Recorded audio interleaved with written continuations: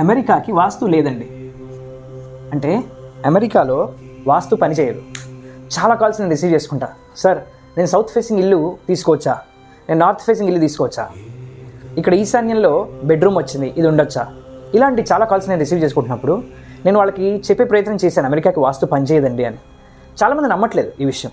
అమెరికాకే కాదు, India face అంటే భూమండలం మీద ఇండియా ఇటువైపు ఉందనుకోండి, దీని ఫేస్ అంటే ఇటుపక్క ఉండే ప్రదేశాలకి తప్ప మిగతా ఏ కాంటినెంట్స్కి కానీ ఏ దేశాలకు కానీ వాస్తు అనేది వర్తించదు అనేది నా పర్సనల్ రీసెర్చ్ ద్వారా నేను తెలుసుకున్న విషయం. భూమి మీద ఇప్పుడున్న దేశాలు లేదా ఖండాలు ఏవైతే ఉన్నాయో అప్పట్లో అలా లేదు. అప్పట్లో అంటే ఎప్పుడు అంటే సుమారుగా ఒక 10 లక్షల సంవత్సరాల కిందట అనుకోండి. అంటే ఇంచుమించు త్రేతాయుగం ఫామ్ అయినప్పుడు మన భాషలో మీరు కావాలంటే గూగుల్లో కూడా చూడొచ్చు. అప్పుడు నేల అంతా భూమి మీద ఒక దగ్గర ఉండేది, మిగతాదంతా వాటర్ ఉండేది. నేలంతా ఒకే దగ్గర, మిగతా ఎక్కడ కూడా నేల ఉండేది కాదు. అందుకే మనకి వసుదైక కుటుంబం అనే ఒక మాట వాడేవాళ్ళు. అంటే అందరూ కలిసికట్టుగా ఉండే యొక్క ప్రదేశాన్ని వసుదైక కుటుంబంలాగా మనం ట్రీట్ చేస్తాం. అయితే భూమిని వసుదైక కుటుంబం అనేవాళ్ళు, ఎందుకంటే నేలంతా ఒకే దగ్గర ఉండేది కాబట్టి. అప్పుడు అంటే నేలంతా ఒకే ఫేజ్, ఈ ఫేజ్లో నేలంతా ఉన్నప్పుడు ఎగ్జాంపుల్, ఈ ఫేజ్ నుంచి మహర్షులు ఋషులు తపస్సు చేసి వాళ్ళు క్యాలిక్యులేట్ చేసి వాస్తు విధానాన్ని సెట్ చేశారు. తర్వాత భూకంపాల వలనో వాల్కెనోస్ వలనో రకరకాల కారణాల వల్ల భూమి ఖండాలుగా విడిపోయింది.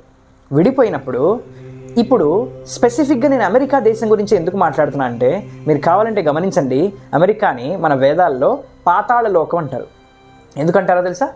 భారతదేశం యొక్క నడిబొడ్డు అంటే సెంటర్ ఆఫ్ ఇండియా ఉజ్జయిన్ అనే ప్రాంతాన్ని తీసుకోండి. ఉజ్జయిన్ అనే ప్రాంతం నుంచి తవ్వుకుంటూ వెళితే అట భూమిలో మనం అమెరికాలో తేలుతామట. అంత లోపలికి ఉన్నది, అంత ఎగ్జాక్ట్గా ఆపోజిట్ ఉన్న దేశం అమెరికా. కాబట్టి అమెరికాకి వాస్తు లేదు అనే మాటతో నేను స్టార్ట్ చేశాను. నిజానికి అమెరికాకి మాత్రమే కాదు, ఇండియా ఇక్కడ ఉందనుకోండి, ఇండియా ఫేస్కి ఏవైతే దేశాలు ఖండాలు ఉంటాయో వాటికి తప్ప ఈ వాస్తు క్యాలిక్యులేషన్స్ మిగతా దేశాలకి ఖండాలకి పని చెయ్యవు. ఎందువలనో మీకు ఇంతకుముందు చెప్పాను.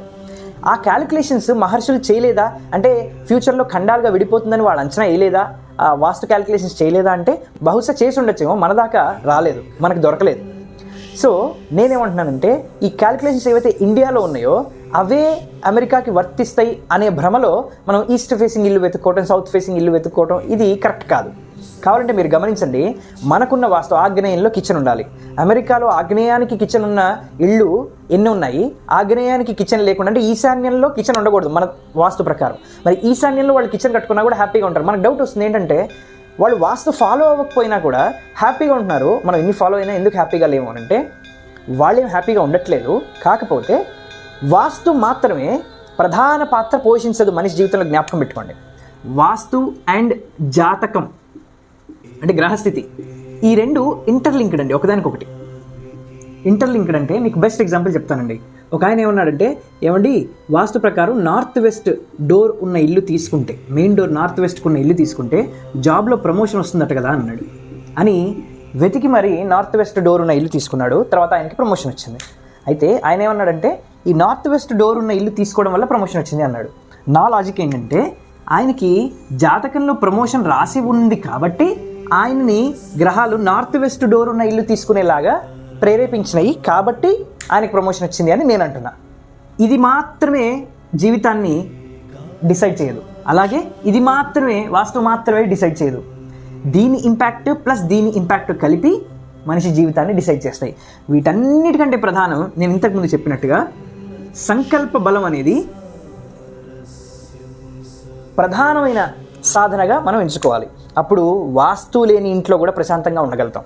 జాతకం బాలేని వాళ్ళు కూడా ప్రశాంతంగా మనశ్శాంతితో ఉండగలరు. ఎక్కడైతే సాధన మొదలవుతుందో అక్కడ ఇవేవి పని చెయ్యవు. ఎక్కడైతే సైకలాజికల్గా మనం అయ్యో ఈస్ట్ ఫేసింగ్ ఇంట్లో లేము కాబట్టి మనకి ఇలా జరుగుతుంది అని అంటే అది పొరపాటు. అట్లాంటప్పుడు మీకు అలాంటి డౌట్లు వచ్చినప్పుడు ఎప్పుడైనా మీరు ఫస్ట్ చెక్ చేయించాల్సింది మీ జాతకం, దాని తర్వాత వాస్తు ఇంపాక్ట్ చెక్ చేయించాలి.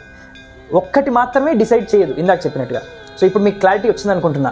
ఫైనల్గా నేను చెప్పేది ఏంటంటే, ఇదంతా నా ఇండివిజువల్ రీసెర్చ్ అండ్ ఒపీనియన్. దీని పట్ల చాలా భిన్నాభిప్రాయాలు ఉండొచ్చు. నేను వాస్తు లేదని ఎక్కడా చెప్పట్లేదు. నాకు శాస్త్రం పట్ల అపారమైన విశ్వాసం ఉంది, నమ్మకం ఉంది. ఇదేంటంటే, మనకి దొరకనివి కొన్ని ఉన్నాయి, అందులో ఇదొకటనమాట. ఇతర ఖండాల యొక్క వాస్తు మనకి లభ్యం కాలేదు, దొరకలేదు కాబట్టి మనం పాటించకపోయినా అక్కడ మనకి రిజల్ట్ రావట్లేదు అనేది నా ఫైనల్ ఒపీనియన్.